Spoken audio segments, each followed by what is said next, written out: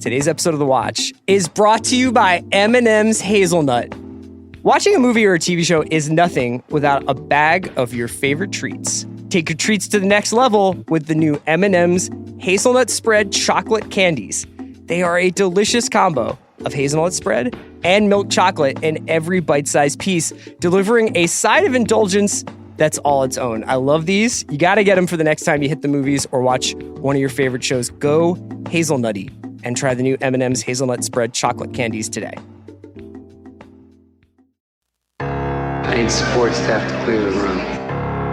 Stand up and walk, now. Hello and welcome to The Watch. My name is Chris Ryan. I'm an editor at TheRinger.com, and today on the show, I was joined by Allison Herman. We talked a little bit about the TCAs, specifically about Amazon and some of their new shows that they have coming up, and this little bit of a turning point there for Amazon Prime Video or whatever it is you call it.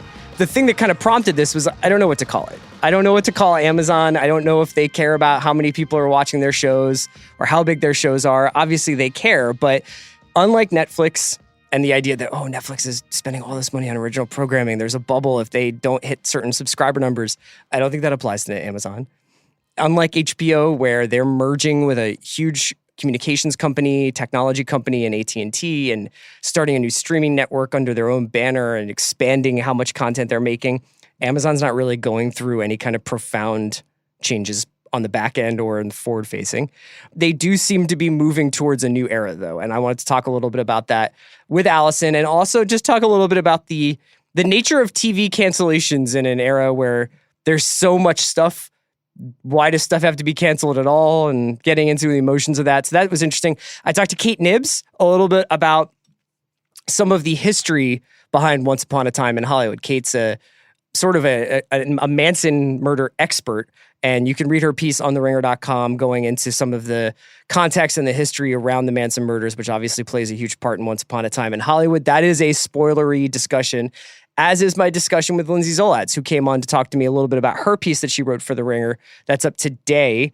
And we also talked about 99 Music Week, which is also launching today on The Ringer on Monday. It's awesome. It's a ranking of the singles and the albums from the year. We have tons of great videos and pieces on the site. We'll be making the case for a bunch of the different albums. So stay tuned to The Ringer all week long. Let's get into my conversation with Allison about TCAs and Amazon. What's up, Allison? It's kind of a slow news week in terms of TV shows that are premiering, debuting that we need to drop takes on. August is going to be nuts, though, because we have Mindhunter, Succession, Glow, Gemstones. So there's a lot of stuff we'll be talking about in the coming weeks. I wanted to have Allison on. We also have Kate Nibbs and Lindsay Zolatz on later in the show to talk a little Once Upon a Time in Hollywood and 99 Music Week. But I wanted to talk to Allison a little bit about TCAs. TCAs are sort of greatest time of the year. Well, they're certainly the most tweeted about conference of television critics in America. The most inbox annihilating event in the country. So for people who don't know, Andy and I have talked about it before, the TCAs. Why don't you give me your bullet points on what the TCAs are? Sure. I mean, it's a somewhat outdated concept in which all television critics in America theoretically congregate in a hotel ballroom for 2 weeks, twice a year to be put up to date on the upcoming, the January 1 forecast, the second half of the TV year. The summer one is supposed to forecast the fall. Okay. Obviously, this is both a little bit outdated from the perspective of, you don't need to have people physically in a room to disseminate information anymore, but also just, the schedule of TV no longer works such that it's kind of an arbitrary splitting up. Right. We're about to distribute the TCA awards, and they have the same thing going as the Emmys, where it's wait, what's even eligible? Sure. What period are we covering? But they are useful in that it puts critics in a room with executives, and you get sent screeners for a lot of upcoming shows. You get trailers, you get people talking about what they're planning, you get executives talking about their overall strategy. So that's probably and you get the frisson, you get the intellectual salon of being of hundreds of people with their laptops open, slacking their bosses right. while also taking notes. Dorothy Parker's Vicious Circle is back. The TCA is also functions as a sort of State of the Union for both specific networks and some of these executives giving broad television State of the Union speeches, like well, Landgraf specifically often Landgraf, does. yeah. So John Landgraf from FX, yeah. The infamous Peak TV speech was an address to TCA and FX's annual tally of exactly how many scripted series are being produced for what kinds of outlets is always like a presentation at TCA. So the thing I wanted to talk to you about today is Amazon. So we don't normally spend a lot of time talking about what is Amazon? What's their strategy? Who are they appealing to? Are these shows successful? Are these shows good? Because I think unlike, say, maybe Netflix or HBO, there isn't as much sort of like train spotting going on with Amazon as there is with those other companies. Because if HBO has a huge series of failure shows, or that these new streaming networks bite into their apple, they could be in trouble in some way. Or Netflix, is there a Netflix bubble? That's what I talked about with Lucas Shaw. But with Amazon, it's kind of like second guessing a utility company at this point. Like there will always sort of be this underlying need for the superstore that they are. So this video product that they offer is really almost like an act of not quite corporate benevolence, but it's a loss leader for them to some extent. Well, and it's a weird thing to say about a slate that includes a literal $1 billion Lord of the Rings project, Yes. but it's weirdly lower stakes. It's like Amazon, the company, is not going to live or die on the success of Amazon's entertainment division, whereas like Netflix is only Netflix, especially now that they've pivoted away from the DVD and then licensing other people's content. Yes. It's like Netflix increasingly is Netflix This original. huge spend that Netflix is doing on original content is the make or break thing for this company. Now, they could sustain themselves for years to come, even if they never have another Stranger Things or whatever, but they will still be in the making content and hoping people subscribe business the same way HBO is. And also there's the fact that Amazon is somehow even less transparent than Netflix. Like because Netflix is a publicly traded company, they literally have to come forward and be like, this is how many subscribers we got for our entertainment streaming service. And here's how that compares Right. to our goals. And Amazon, it's like, we know how many people subscribe to Prime, but Prime can mean 2-day shipping in addition to being able to watch Fleabag. It means a lot of things. So we don't even know how many people are specifically subscribing to or patronizing the streaming content division of Amazon in general, which means like the ratings are even more obscure. So Jennifer Salke and her colleagues who are the heads of Amazon talked at TCAs about how they don't even plan on doing the like Netflix thing, which we already find kind of frustratingly Where it's like, vague. when we have a touchdown, we're going to do a touchdown dance. We're going to do an end zone dance. Yeah, Right. or like when we have we're a not touchdown, going to talk about the interceptions. we'll give Yeah. like a number and then not really clarify what the number means, or even when we do, the number doesn't mean the same thing as like what Nielsen's numbers mean. But Amazon is like, we're just literally not going to give numbers at all. So we find Amazon at a little bit of a crossroads, to the extent that any company that's also like brooms and like bulk t-shirts and also like televisions or anything you really want to buy that could be at a crossroads. Obviously, the thing on the horizon that everybody is talking about is the Lord of the Rings show that is coming. I don't know if it's coming in 2020. I mean, no one knows. We know they have the writer's room. We know they've started casting. Yes. It's kind of under lock and key. But also, I guess Amazon is never not in a transitional period. I feel like every time they make a public statement, they're like, we're rebranding or something. Yeah. And it's like, your brand was never clear enough in the first place for you to retool this much. Well, I think that we could ascribe the sort of changing of the guard here partly to shows like Catastrophe and Fleabag and Transparent coming to an end. We at least think Fleabag is coming to an end. I think Jennifer Salke said, never say never, or like I'm holding out hope that she turns back around to the camera and wants to say a few more things. But you've got Transparent ending, Catastrophe ended its run, Fleabag ended its run. And then they've kind of brought in this new slate of shows. And that includes Lord of the Rings. It includes Modern Love, which is an adaptation of the long-running New York Times column. And this show would be an anthology series starring, among other people, Tina Fey, John Slattery. Who else is in this show? Kristen Milioti. Kristen Milioti, yeah, that's right. Yeah, that's right. A lot of people in that, and that is, it looks like just like a kind of adult rom-com anthology show.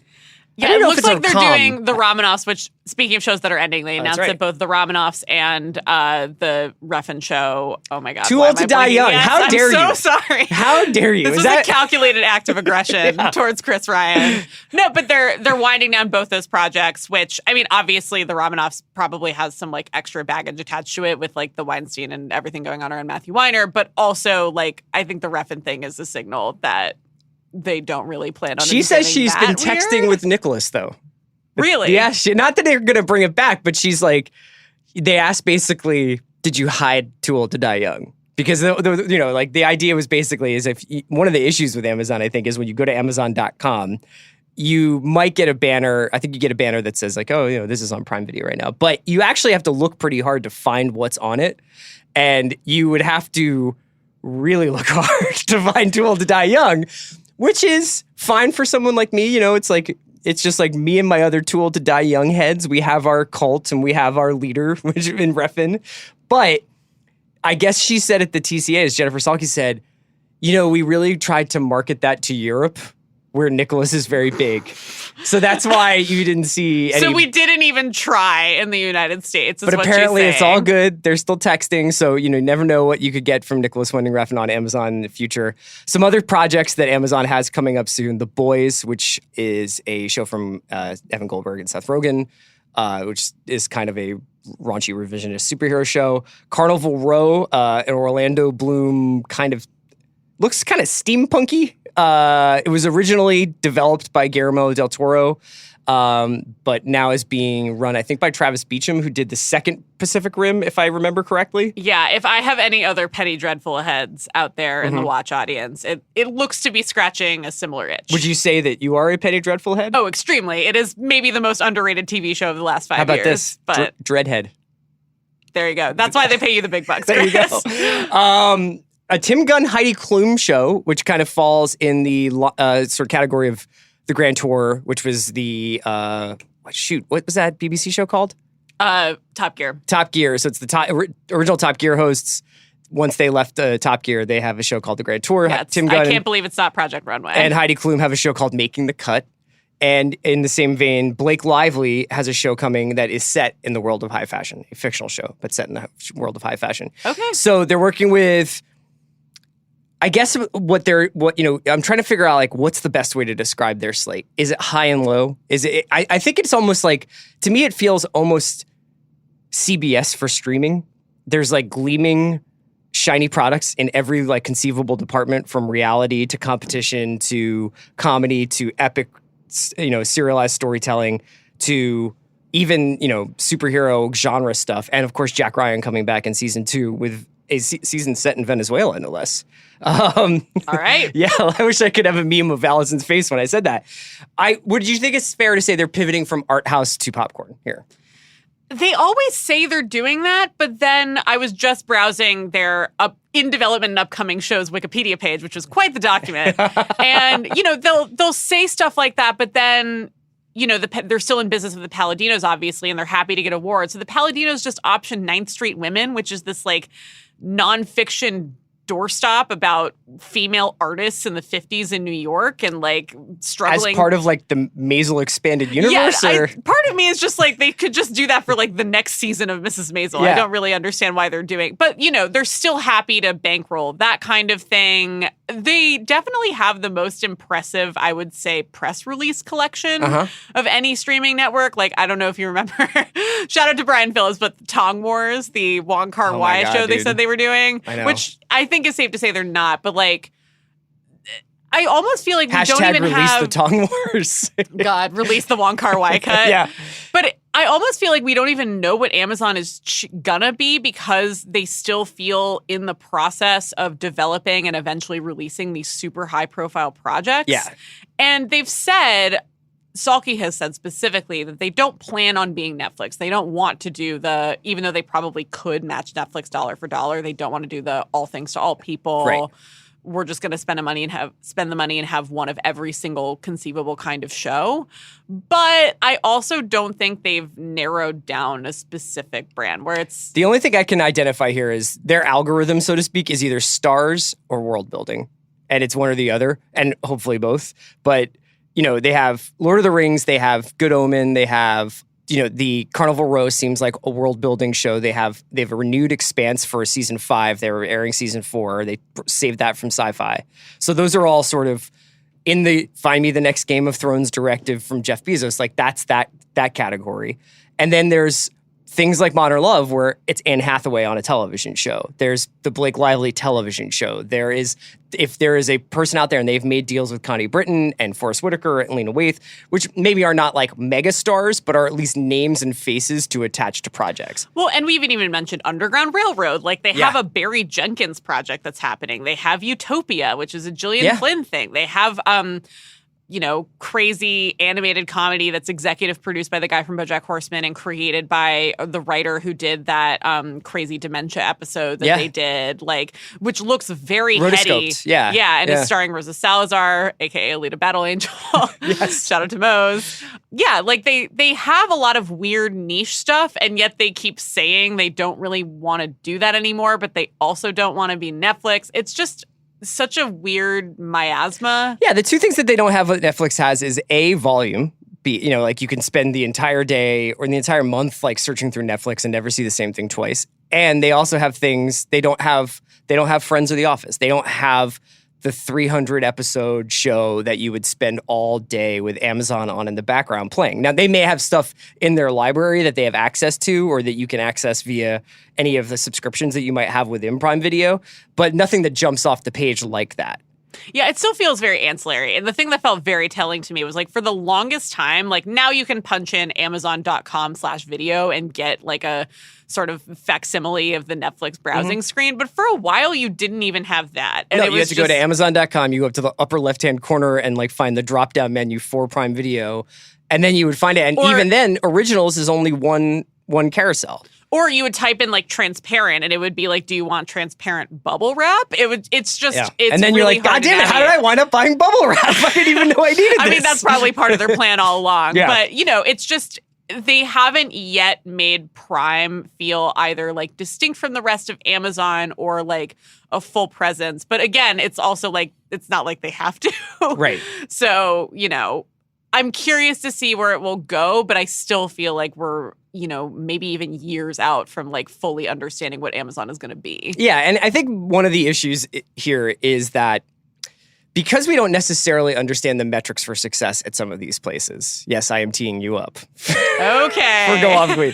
Because we do not understand the metrics for success for some of these places like Netflix, like Amazon, some of the programming decisions can be a little bit confusing. Now, some of it might be the people who are making it no longer want to make it, or the star wants to go do other things, whatever. And then sometimes it can just seem sort of arbitrary. And in the case of something that happened with Netflix this last week, it did seem like almost a little bit like, twisting the knife a little bit. And that is, I'm referring to the cancellation of Allison's beloved show, Tuca and Birdie. As you may recall, Tuca and Birdie was one of the recipients of my mid-year TV awards. I loved The Kiss it. of Death, maybe. Oh, no. God. I mean, yeah, I guess Fleabag's over. Okay. I'm not going to go check From now that. on, it's just like you're just going to have to say like The Ranch. It's just like whatever you don't like. Listen, the other two is another season, so at least we have that to look forward Yes. to. But, so Tuca and Birdie was a show I and a lot of other critics really, really loved and hit that sweet spot of, like, people love Ali Wong. People love Tiffany Haddish. People love sensitively told creative stories that touch on themes that are not frequently addressed in serialized television. Sure. All those things. And I feel like the traditional understanding of how Netflix's renewal or cancellation decision works is that they have enough cash on hand that they can have critical acclaim and popular, reception. And as long as you have one of those two, you get to continue. And it's only when you have neither of those two that you get canceled. So something like Gypsy, Sure. like a total came and went, didn't make any cultural impact. Clearly no one also watched it and they didn't want to pay Naomi Watts for another 10 episodes. So that, shuffled off pretty quietly. Yeah. This was a thing that had enough of at least the critical acclaim. Like, yes, I understand that there is not an audience of millions for like a cartoon where a bird's like left boob hops off her body and takes a day off because of sexual harassment. Like, it's a weird, how did I just show? Yeah. But I think, it's obvious antecedent is BoJack Horseman. And as a lot of people have been pointing out, BoJack was a pretty slow roll. Like, people didn't really, I remember critics not really liking the first season. It was only when season 2 happened that people were like, I would say this that is great. To the extent that I engage with animated culture, which is limited, it's As we know, yes. well documented that I have a limited relationship to talking drawings. I will say, part of the enjoyment of them is having like a big batch of them to kind of like peruse rather than like waiting for this new season of something or like checking it out for the first time. BoJack's a perfect example. Like you're saying, it's a show that if you give it a chance, you're really happy that there's like 20, 30 episodes of it rather than, oh, like I'm still getting used to it, Yeah. And I think Tuca and Birdie probably would have benefited from the same runway. Yeah, BoJack was a slow snowball. Like, the first season wasn't really received that well. The second and third, I feel like, were rapturously received by critics. And then it was after that like other friends of mine started to be like, I've started watching this. So I feel like it was given the space to grow. And, I don't think we've actually said this yet. Netflix canceled Tuca and Birdie after a single season. And this has been a case where the creators, Lisa Hannawalt and other people who've been involved with the show, have been very public that this was not what they wanted. They wanted to continue. They would like to maybe go to another network, although we now know Netflix doesn't want other streaming networks to pick up its canceled shows. Yeah, because One Day at a Time wound up on a network I've literally never heard of before. Yeah, and that was literally because they wanted it for CBS All Access. Netflix put the kibosh on that, and then CBS just like owns this other network, and they were like, okay, we're going to throw it on here. But, there's one day Netflix is going to cancel a show and a company that's owned by Netflix is going to pick it back up again. Oh, God. But like, it's interesting that you bring up One Day at a Time because I feel like that was another example of this era of Netflix as either like the savior of critically acclaimed canceled shows like Arrested Development or just a place that has like so much going on that it can afford to make multiple seasons of, for example, like Lady Dynamite, Maria Bamford's sort of autobiographical sitcom, is extremely fucking weird and only lasted 2 seasons, but the wrap on that was Maria Bamford was like, I don't really want to make any more of this. And the fact that like that was kind of given the space to grow, and animation has a reputation. Again, we don't have the metrics, so we don't know how many people watch this. We also don't really know how much Tuca and Birdie cost, but the reputation is that animation does not cost as much as a live action show. And given that we just had like headlines that were like Netflix just burned like $125 million on Triple Frontier, it seems very weird to me that they would abruptly cancel a show that both critics liked but also has a lot of talent relationships that they're clearly invested in. Would you take season 2 of Tuca and Birdie if it was set in the Triple Frontier universe? Oh my God. I would give anything to watch Ali Wong interact with Ben Affleck. So yes, give it to me now. I guess the one thing we should mention is that, and you were just saying before about, Amazon does great press release.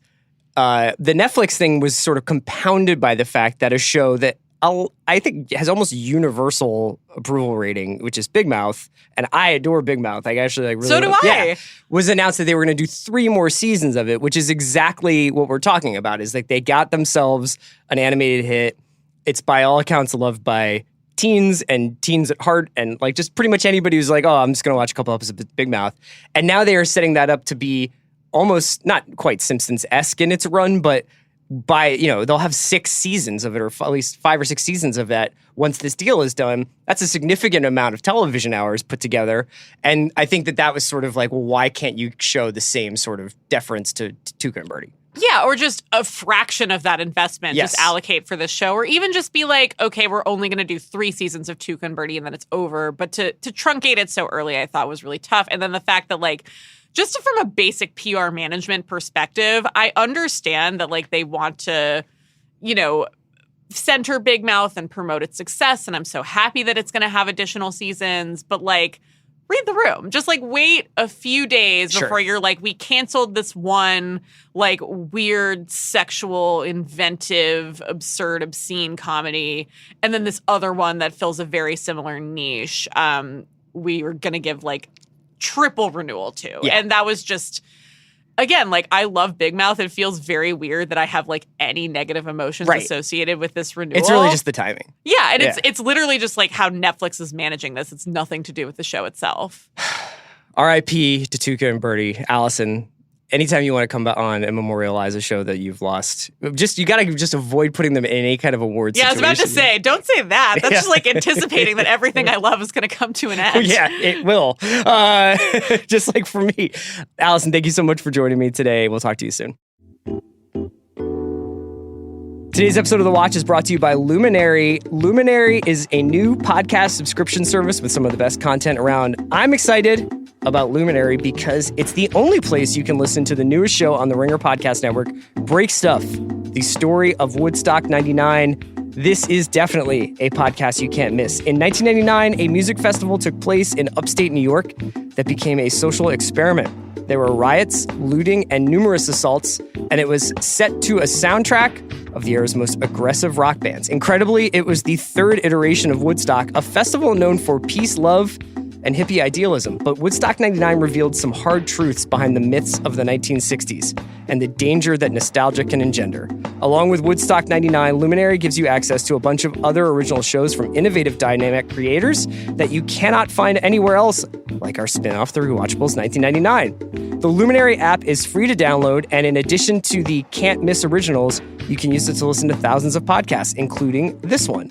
Whether you're into music, TV, film, comedy, sports, or more, Luminary has the right show for you. Check out Woodstock 99 and so much more only on Luminary. Get your first 2 months of Luminary's premium content for free when you sign up at luminary.link/watch. After that, it's only $7.99 per month. That's luminary.link/watch for 2 months of free access. Luminary.link/watch. Cancel anytime. All right, so now I'm joined by the Ringer's Kate Nibbs, one of my favorite Ringer writers. And Kate, I don't even know if I think you've been on The Watch once, maybe? I can't remember. I think you maybe came on to recommend some stuff before. Yeah, it's been a while, though. I'm happy to be back. Yeah, Kate is, whether she knows it or not, our Manson expert. Kate wrote a great piece for The Ringer last week called A Pre-Once Upon a Time in Hollywood Lesson on the Manson Family. And she is a self-described, maybe not expert, but at least the avatar for murder fandom, I guess, or, true crime fandom. And Kate's going to join us today to talk a little bit about some of the events that take place or don't take place in Once Upon a Time in Hollywood. Obviously, it is a spoiler discussion, so if you haven't seen the film yet, I would advise you to skip this section. Kate, how are you doing? And thank you for joining me. I'm doing great.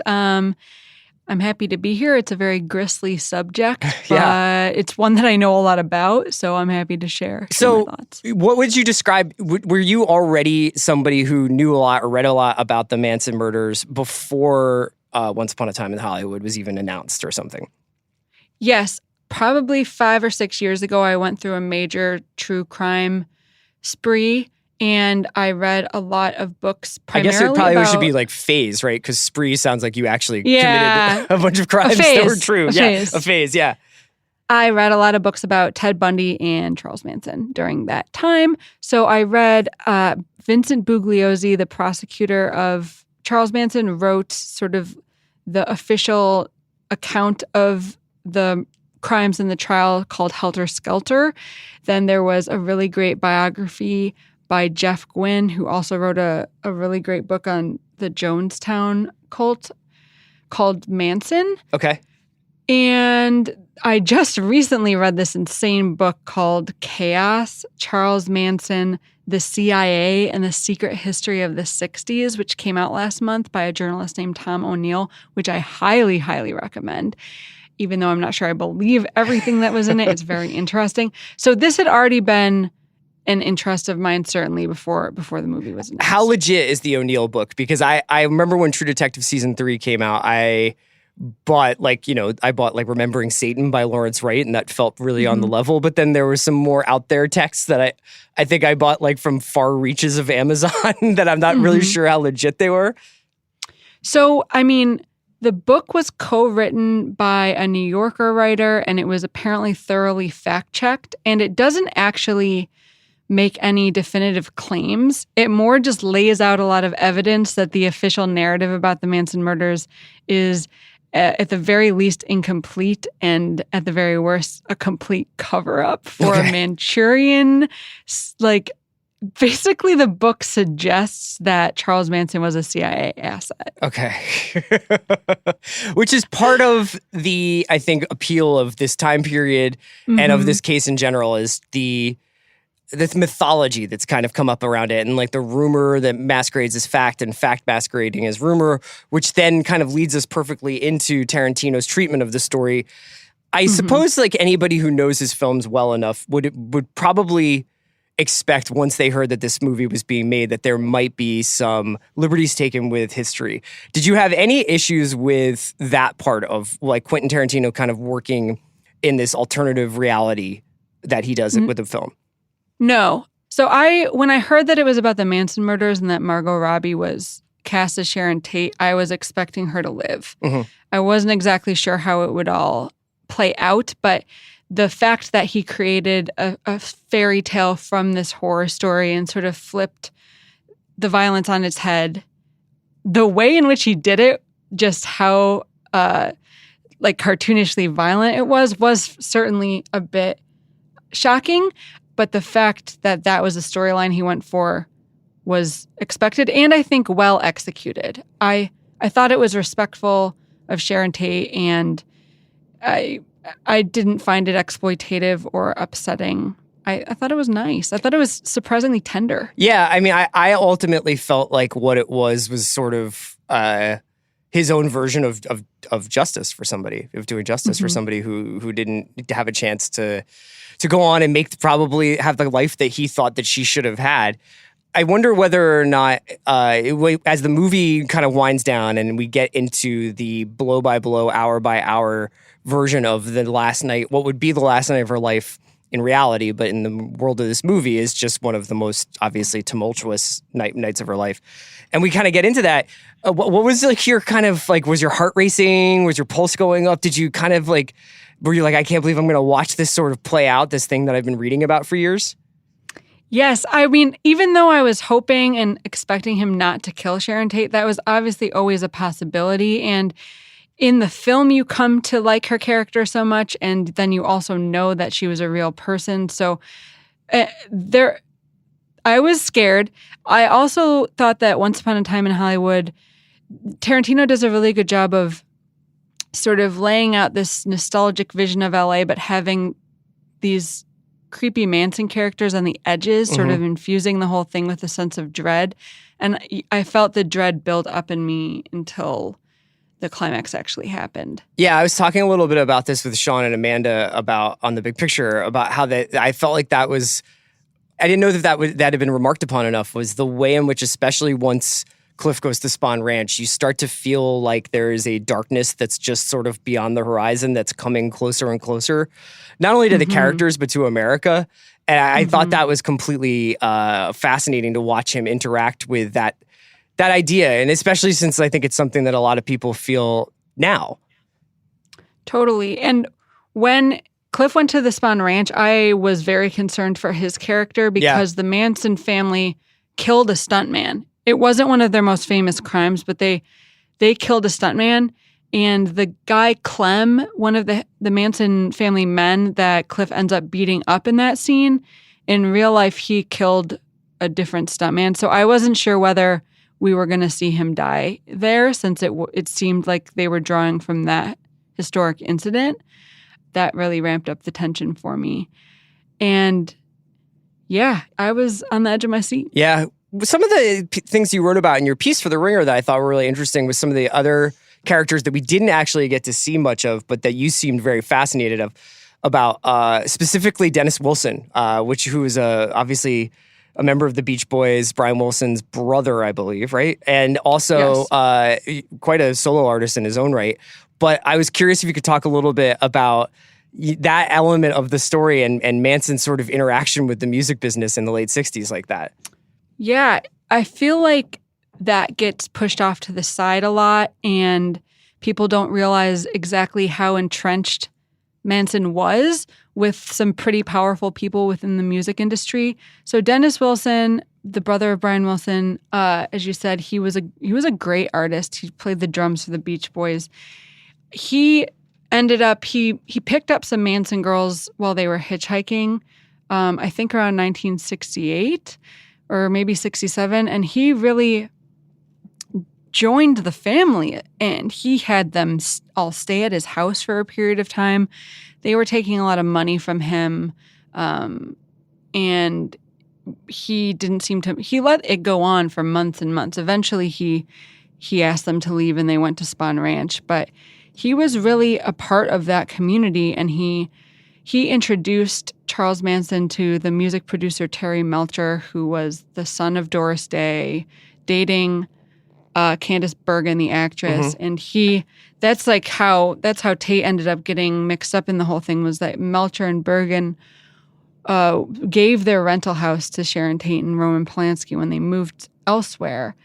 And that may be one of the reasons why the Manson family decided to target that house. But so Manson was very good friends with Dennis Wilson.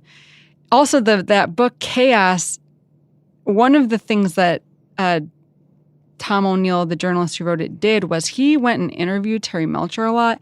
And he actually does find pretty hard evidence that Melcher was a lot more involved with the Manson family than he had let on. In terms of like just like hosting them, or was like integrated into the actual rituals and stuff like that? So the book claims that Melcher went back to Spahn Ranch after the murders took place, which is very notable because what he told prosecutors and the public was that he barely knew Charles Manson, and he only met him the one time that.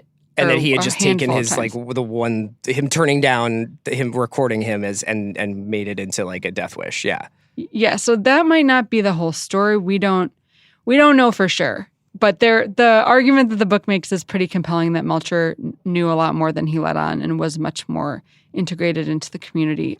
And Dennis Wilson was very distraught after these murders happened. He felt culpable. He had a really sad life after that, actually. Like, he sort of descended into substance use issues and ended up dying relatively young. So it's quite, I mean, the whole story is obviously incredibly sad already, but that's like another sad coda and another example of how there's a lot of ripple effects from violence like this. When I read about the stuff in your piece and whatever reading I've done about LA at that time period, and that's sort of like the spine of Joan Didion's The White Album kind of revolves around California at that time. I'm always fascinated by how some of the community behaviors, like everybody left their doors unlocked and like neighbors knew neighbors and people would just kind of pass through, and that kind of story that we tell ourselves about America after World War II or just before Vietnam, and how some of those behaviors were still intact, but that it just seemed to take on a much more darker overtone. You would, maybe your doors were open, but you never know who was walking through them. One day it could be somebody like Charles Manson. It's a really interesting collision of sort of like community behavior. Yeah, I think that the Manson murders ended up having a pretty widespread effect on what people needed to do to feel safe in their homes, and the idea that you could be put upon, like the idea that random violence could occur, because this was right as the murder rates were starting to rise in American cities, and they kept rising for several decades. So it was sort of the beginning of a much more paranoid, or I guess not paranoid because they're rightly so afraid. It's the beginning of a much more frightened period of American life. And this is a period that they get into in the Netflix show Mindhunter, which is obviously one of my favorite shows that's on right now. And I don't know, Kate, have you had a chance to watch Mindhunter? I watched the first season, and I'm looking forward to the second because I know that Charles Manson is like rumored to be a character. I think that it's actually the same actor who plays him in Once Upon a Time in Hollywood, plays him in Mindhunter, Damon Harriman. And that thing you're describing, basically the rise of seemingly random violence in America during this time period, and Manson being kind of this figurehead for that, is something that Mindhunter gets into a little bit in season 1, where they show his slide up on the wall when they're doing a presentation for a local police department when the 2 FBI agents, played by Holt McElhenney and Jonathan Groff, do a presentation. And then I think that they're going to start to sort of get a little closer to the source in the second season. So it should be really interesting to see this conversation play itself out in that second season. Yeah, I'm so curious how they're going to choose to portray Manson, because in Once Upon a Time in Hollywood, even though it's the same actor, he barely shows up. Like he's really a cameo. he just says a few lines and that's it. So his presence is more felt off screen. Yeah. And it seems like Mindhunter is going to make him into more of a character. And yeah, I'm interested to see how they do it. Yeah, well, we'll have to have you back on once Mindhunter Season 2 comes out in a couple of weeks. Kate, thank you so much for calling in. Thanks. So now I'm joined by my buddy Lindsay Zoladz from New York City, one of the Ringer's culture writers. And Lindsay is here to talk to me a little bit about Once Upon a Time in Hollywood and a little bit about 1999 Music Week, which is a big theme week we've got going on the Ringer. And you can listen to pods and watch videos and check out this really awesome special build we did for the lists we did. We ranked the albums and we ranked the singles from the year. I contributed some. Though, Lindsay, it's funny with 1999 Music, I was thinking about you and I was like, I bet Lindsay agrees with me about this. But then I'm like, sometimes I think that just because I've been reading you for so long, I just automatically assume you're exactly my age. And it's kind of like, do you ever see Die Hard? I assume you've seen Die Hard. Yeah. So in Die Hard, when the guy's like, just like fucking Saigon, hey, Slick. And the other guy's like, I was in junior high, dickhead. Yeah. I kind of feel like sometimes I'm like, yeah, remember fucking Fugazi, Lindsay? And you're like, yeah, not quite. Like, Yeah. I mean, I was in junior high in 1999. So there you go. And you were in Saigon. I was in Boston, but it was pretty similar. We'll talk about 99 Music Week in a second, but I wanted to talk to you a little bit about your awesome piece on The Ringer today, a very thoughtful, like sort of 360 look at the movie and how your different reactions to it. And I wanted to touch on two. One is sort of the broader one, which I think has been kind of like you articulated it really well, which is about the idea of basically like going to see something and having it not be like life or death consequences, or it means the world, or even your take on it is like somehow says something about you, that like the idea of ambient entertainment, and ironically something that's such an event like a Quentin Tarantino movie functioning is that a little bit. Is that a fair read on where you were going with that? Yeah, I found it to be a movie that I really didn't think it wanted you to think too hard about what it was trying to say, which made it sort of difficult to write about from any sort of critical perspective, because I found it to be sort of baked into the world of the movie that at the end of the day, there was a value in like light entertainment, and it, was kind of just the glory of this bygone aesthetic and this world of sort of fluffy Westerns that weren't as like consequential as the things that came after it. Sure. If that makes sense. Yeah. So, but it was a movie that I enjoyed watching quite a bit while I was in the theater. I had a good time at the movies. I laughed. I looked at my watch a couple times in the middle, I would say. But I think the more I thought about it in the following days after seeing it, the less substantive it felt to me. Which, again, like you say, is not, I think there's a value for that. And I think part of the movie is trying to present the glory of that sort of entertainment. But I just, for it to be a really sharp and incisive look at the Hollywood machine, I just didn't find it to completely hold together in that way. Right. And I think that you get into an interesting discussion about whether or not, like, what counts as substance. Like, if it is a fully enveloping, fully realized world in a lot of ways. And you did touch on this, like you talked about the last shot in the movie, and you've talked about a little bit about the idea of almost wanting that God's eye angle to be a little bit wider and a little bit more panoramic. But if you enjoy the world in which it's set, you can overlook maybe draggy parts or parts that don't make much sense or parts that you're kind of like, why is this in here? I think that there are other obviously issues where I think some people have been really turned off by some of the plot points and obviously some of the way he readdresses history. We could talk about that if you'd like. I thought that you were you were very convincing in your argument about what was bothering you about the movie without being like kind of hitting me over the head with it. But did you want to talk a little bit about that? Yeah. I quoted in the piece, there was in the Ringer podcast that everyone should listen to that Amy is doing with Quentin. Yeah. Quentin Tarantino's future presentation, yeah, I believe. That's right. I got it. First try. Nailed it. But they were talking about Jackie Brown on the first episode, and Tarantino made this comment that, Jackie Brown, I think, has like the exact same runtime as Once Upon a Time in Hollywood, which also feels kind of this sprawling the sprawling shape of a movie that really doesn't have the epic scale of the tone and the plot of like what's actually happening. Mm-hmm. And they felt to me like kindred spirits in that way. He described on the podcast Jackie Brown as a hangout movie was how he conceived of it. Of just like, if you like these characters, you're going to want to hang out with them and watch this movie every couple of years and, you know, just spend time in their universe. And I think at least with the stuff with DiCaprio and Brad Pitt, that felt to me what he was trying to do here. And you have a fun time just like riffing with these guys and watching them watch TV and hang out with the dog. And, you know, I think it works well on that level. But there are just these little moments that kind of rupture that feel-good time. And one of them that I think has been the most controversial aspect, or one of them, is this passing aside that Brad Pitt's character may or may not have killed his wife. Right. And it's kind of played for laughs in a way. It's not the most sensitively drawn portrait of this wife. And we don't really go back to that at all.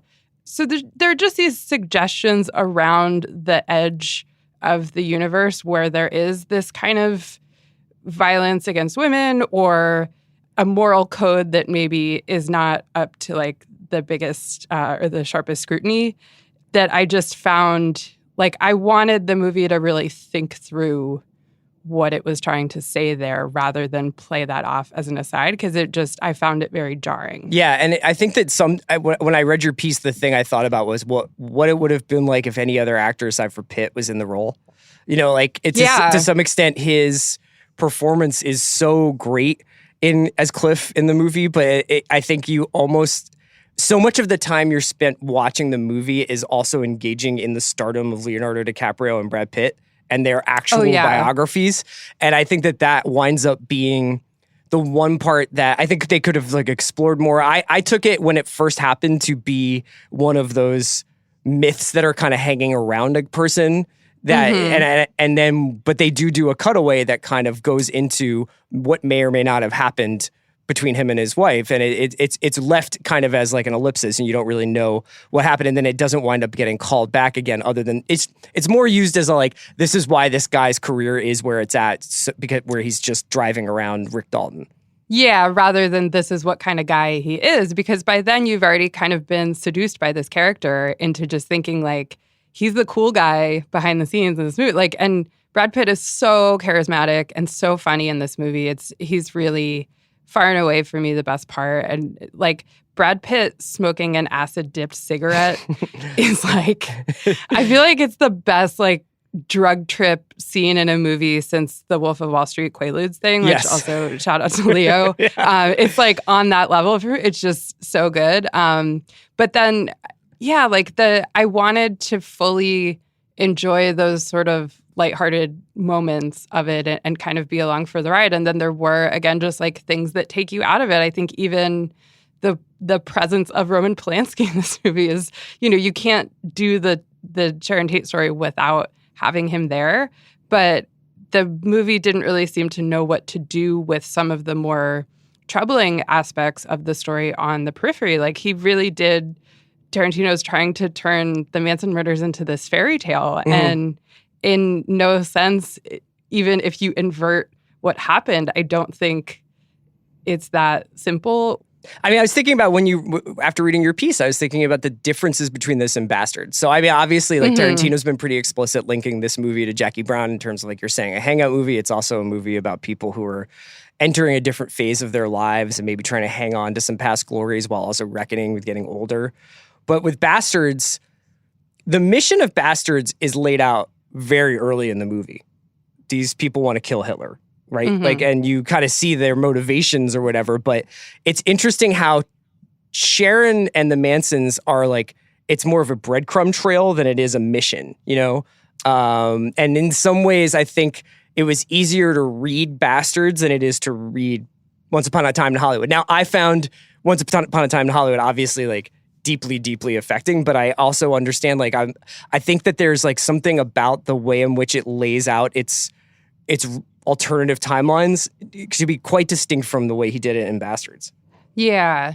Yeah, and like you said, you know, something I thought was really interesting about this movie is we only see Charles Manson once in passing, and you kind of have to piece together that it's him. And it's the villains, insofar as they're framed in the movie, are more the followers of Manson and the people who, particularly young women, who are just sort of blindly following him and get in the depiction of in this movie sort of almost like snowballed into committing these murders, or at least trying to.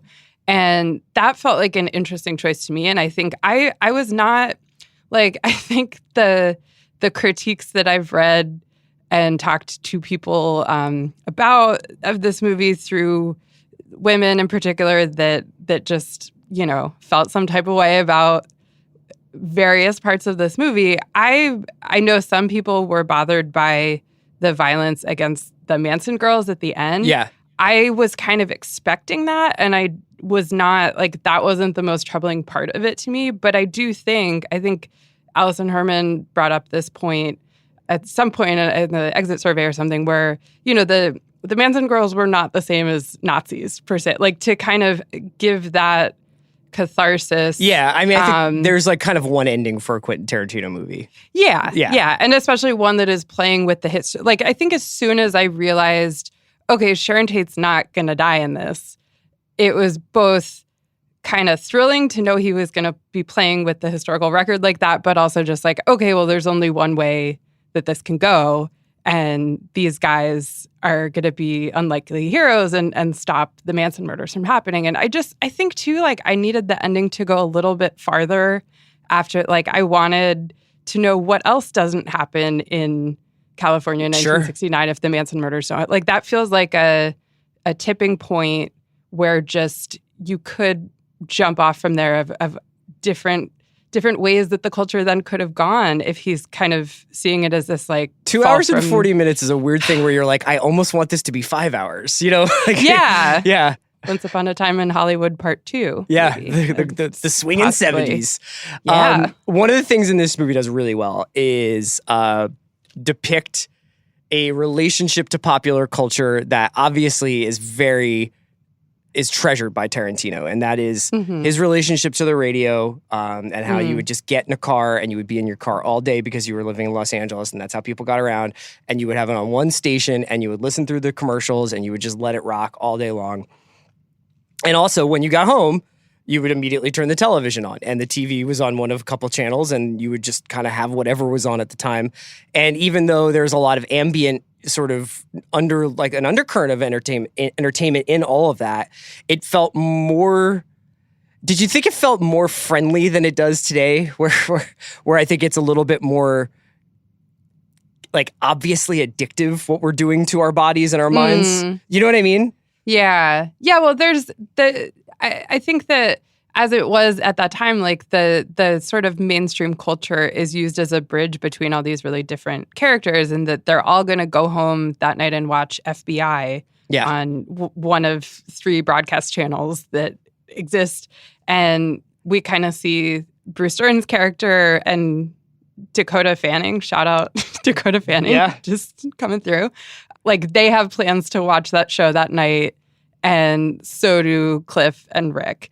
And these people that have so little in common in every other way are all linked by this monoculture that still exists in that sense. And it did feel, I thought that was weaved through really well, just as this ambient fuzz in the background of everything, that went to show too the stature that someone like Rick would have in a time like that, where his show was one of the only shows on that night. Do you have equally fond memories for the way in which you sort of interacted with music in 1999? I guess that is my segue. Amazing bridge there. It's really good. Wow. Yeah, I guess I do. Yeah. So, I mean, obviously, if you were in junior high at the time, I would imagine at least, were you aware of stuff like Sleater-Kinney and Bonnie Prince Billy, which are 2 of the artists you wrote about in the albums list? Or were you more pop music, what's on the radio, what's on MTV? Yeah, I came to, like, Sleater-Kinney and more indie rock type stuff a few years after that. I was 13 in 1999. So I think probably the most important record in my life that year was Blink-182's Enema of the State. Yeah, it's a frequently cited That was where I was yeah. at. Yeah. And, but it's interesting. So I think some of the records that I was writing about on this list or voted for, I came to later after the fact. And then some were ones that I have this sentimental attachment to because even though like my critical instincts weren't as sharp as they would become, or like my taste wasn't as discerning, that I think when you're voting on something like this, what you were actually listening to that year is going to weigh heavily as well. Sure. It's a surreal thing to think about 20 years after the fact, because it's half a sort of memory game and just associated with all sorts of memories in your life, and then kind of looking at it, but like, what is the best? Yeah, Was Mambo No. 5 really the best? Right, song? exactly. But it's like this is also sort of a crucial moment.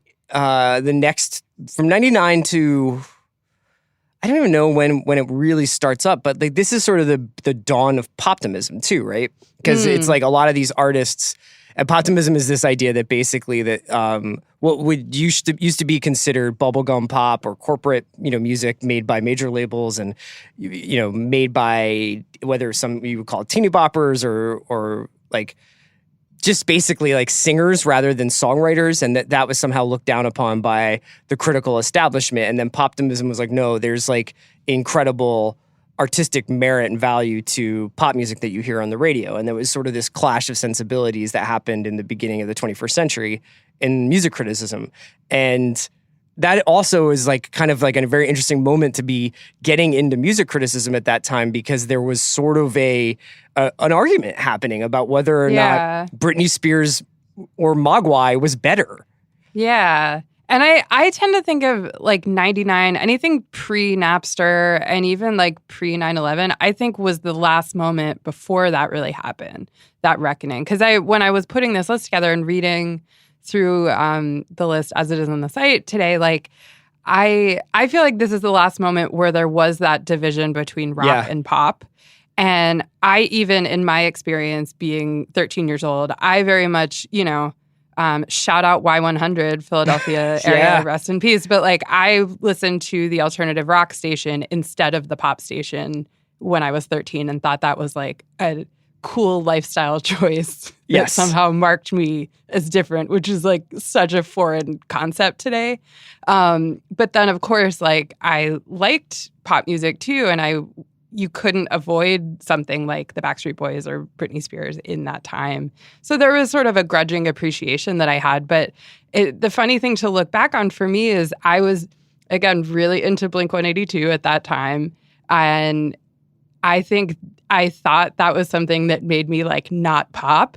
But when I look back, I'm like, no, they were my boy band. Oh, yeah. Even the way that that my fandom for them manifested, like that was my boy band.